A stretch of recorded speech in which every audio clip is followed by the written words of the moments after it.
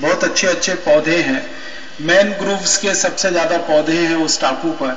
आप जानते हैं कि ऐसे टापुओं पर मनुष्य नहीं रहा करते, तो वहां का पर्यावरण बहुत अच्छा रहता है। मनुष्य जहां रहना शुरू कर देता है, पर्यावरण का नाश होना शुरू हो जाता है। उस टापू पर सिर्फ जंगली जानवर हैं, मनुष्य नहीं है, तो वो बहुत सुंदर है, बहुत खूबसूरत है, पेड़ों से पूरा घिरा हुआ है, आयुर्वेदिक जड़ी बूटियों से भरा हुआ है। अभी वहां से आयुर्वेदिक जड़ी बूटियों को निकाला जाए तो अरबों खरबों रुपए की आयुर्वेदिक जड़ी बूटियां वहां से निकल सकती हैं, देश की समृद्धि में बढ़ावा कर सकती हैं। उस टापू पर विदेशों से लाया हुआ परमाणु बम का कचरा, रासायनिक कचरा और प्लास्टिक का वेस्ट डंप किया जाएगा, ये समझौता हमारी सरकार ने किया है। और ये काम करेगा कौन? इस काम को हिंदुस्तान में दो सबसे खतरनाक कंपनियां करने जा रही हैं। अगर ये समझौता अमल में आ गया, समझौता हुआ है, अभी अमल में आने की तैयारी चल रही है। अगर हम सब लोग जागरूक नहीं हुए, सोते रहे, तो ये अमल में भी आ जाएगा। जब ये समझौता अमल में आएगा तो अमेरिका की दो बड़ी कंपनियां इसमें काम करेंगी। एक का नाम है पेप्सी कोला और दूसरे का नाम है कोका कोला। ये पेप्सी कोला और कोका कोला वहां से सारा कचरा लेके आएंगे, वाईपीन में डंप करेंगे और बदले में थोड़ी सी भारत सरकार को कुछ विदेशी मुद्रा मिलेगी, ऐसी बात चल रही है। लेकिन वो कितनी मिलेगी मालूम नहीं है। अब उस परमाणु कचरे से और प्लास्टिक कचरे से जो प्रदूषण पैदा होगा, उससे जो हजारों लाखों लोग मरेंगे, उसकी कोई गणना अभी तक नहीं की गई है। तो ऐसे खराब से खराब समझौते हमारे देश की सरकारें करती हैं और ये सारे समझौते हो रहे हैं भारत का विकास करने के नाम पर। हमारे देश में एक नीति चल रही है विकास की, उदारीकरण, वैश्वीकरण, भूमंडलीकरण, ग्लोबलाइजेशन, लिबरलाइजेशन, प्राइवेटाइजेशन। उन नीतियों के नाम पर इस तरह के समझौते होते हैं और बहुत ही खतरनाक स्तर पर जाकर ये समझौते देश के लोगों को गंभीर से गंभीर खतरे में डाल देते हैं। 1 मिनट की एक बात कह के खत्म करता हूँ। ऐसा ही एक समझौता हुआ था 1984 में, जिसका भुक्तभोगी हमारा देश आज तक है। एक छोटा सा शहर है अपने भारत देश में, भोपाल, मध्य प्रदेश में है। ऐसा ही एक समझौता हुआ था। वहां पर एक अमेरिका की कंपनी थी, उसका नाम था यूनियन कार्बाइड। उसने 1984 में मध्य प्रदेश की सरकार से एक समझौता किया था। भोपाल में एक फैक्ट्री लगाएंगे, उस फैक्ट्री में कुछ जहरीली गैस का इस्तेमाल करके रासायनिक कीटनाशक बनाएंगे। जो रासायनिक कीटनाशक अमेरिका में बंद है, जो रासायनिक कीटनाशक दुनिया के 56 देशों में बंद है, वो रासायनिक कीटनाशक भारत में बनाया जाएगा। उसके लिए भोपाल शहर में कारखाना लगाया जाएगा और उस कंपनी ने एक कीटनाशक बनाना शुरू किया। उसका नाम था 777 नाम से वो बनता था। उसके लिए दुनिया की सबसे जहरीली गैस वो लेके आते थे, उसका नाम था मिथाइल आइसोसाइनेट। एक दिन वो गैस लाकर उन्होंने एक बड़े ड्रम में स्टोर करके रखी थी। पता नहीं रात को क्या हुआ, 2 दिसंबर 3 दिसंबर की रात को जिस टैंक में वो गैस रखी हुई थी, वो टैंकर फट गया, पूरी गैस निकल गई और गैस निकलने के 1.5 से 2 घंटे के अंदर 17,000 लोग बिलबिलाते हुए, तड़पते हुए मर गए। और पिछले 20 सालों में इस दुर्घटना के कारण 1 लाख लोग और मरे हैं, जिनके फेफड़े गल गए, जिनकी किडनियां खराब हो गई, जिनका लीवर पूरा डैमेज हो गया, जिनका दिमाग काम नहीं करता। और इस दुर्घटना का इतना बुरा असर है आज तक भोपाल पर कि जवाहर नगर इलाके के लोगों के बच्चे अभी भी जो पैदा होते हैं, कई घरों के बच्चे विकलांग पैदा होते हैं।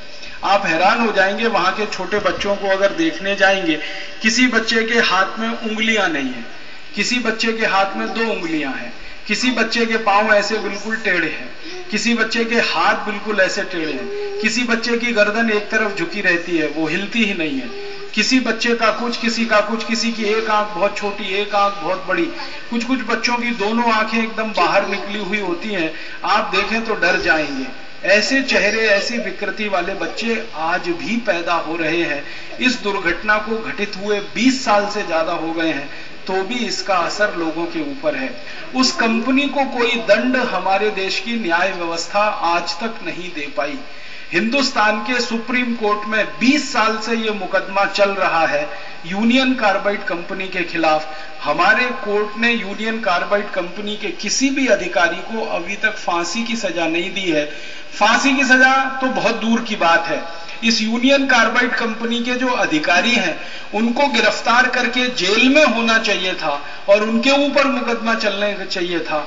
एक भी अधिकारी अभी तक गिरफ्तार नहीं हुआ है। तो मुझे आपसे इतना ही कहना है कि गंभीर ऐसी चीजें हमारे देश में हो रही हैं, आप थोड़े जागरूक बनिए, आंख कान अपने खुले रखिए और इस भारत स्वाभिमान की मदद से ये जो गलत गलत काम हमारे देश में हो रहे हैं, जिनके खिलाफ कोई पार्टी नहीं बोलती, संसद में आवाज नहीं उठती, विधानसभाओं में चर्चा नहीं होती, उन सबकी आवाज हम बने, हम समाज में भी इसकी चर्चा कराएं, संसद और विधानसभाओं में भी इस मुद्दे को। और ये बात केवल एक ये जो यूनियन कार्बाइड की नहीं है, वो यूनियन कार्बाइड तो अभी भी अपना कारोबार कर रही है और ये कंपनी कहाँ की है? अमेरिका की। क्यों?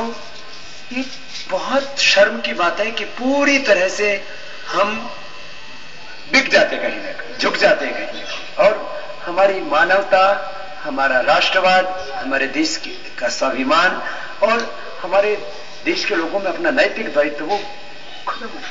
आज ये एक यूनियन कार्बाइड की बात है। इसी देश में ऐसी कंपनियां हमारे हरिद्वार से लेकर के और देश के जितने इंडस्ट्रियल एरिया हैं वहां पर दुनिया की वो मल्टीनेशनल कंपनियां आकर के अपनी फैक्ट्रियां उन चीजों की लगाती हैं जिनकी पूरी दुनिया में उनको कहीं पर भी लगाने की परमिशन नहीं होती। वैसे कितनी फैक्ट्रियां होंगी? स्वामी जी, अगर हम फैक्ट्रियों की संख्या गिनेंगे तो भारत देश में पिछले 10 साल में मैंने जो अभ्यास किया है इस विषय पर, लगभग 56,000 फैक्ट्रियां हमारे देश में उत्तर, दक्षिण, पूरब, पश्चिम चारों दिशाओं में लगी हुई हैं, जो किसी भी दिन भोपाल हत्याकांड दोहरा सकती है। कम से कम 56,000 फैक्ट्रियां हैं। मैं आपको कुछ नाम बताता हूं। दुनिया का सबसे खराब जहर है, उसका नाम है हेप्टाक्लोर, जो 56 से 60 देशों में 20 साल पहले बनना बंद हो गया है, बिकना बंद हो गया, क्योंकि उसको बनाने में इतना प्रदूषण होता है, जल का प्रदूषण, वायु का, मिट्टी का। वो हेप्टाक्लोर बनाने वाली यहाँ 250 से ज्यादा फैक्ट्रियां हैं, 250 से ज्यादा, जो दुनिया के 60 देशों में बंद है।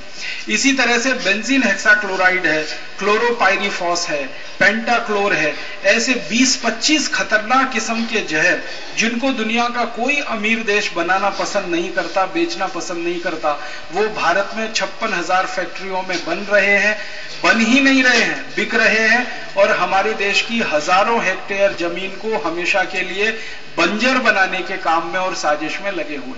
कभी आप रेल से चले जाइए, अहमदाबाद से चढ़िए रेल में और सूरत तक की यात्रा कर लीजिए, या सूरत से थोड़ा आगे वापी तक की यात्रा कर लीजिए, लगे तो बंबई तक की यात्रा कर लीजिए।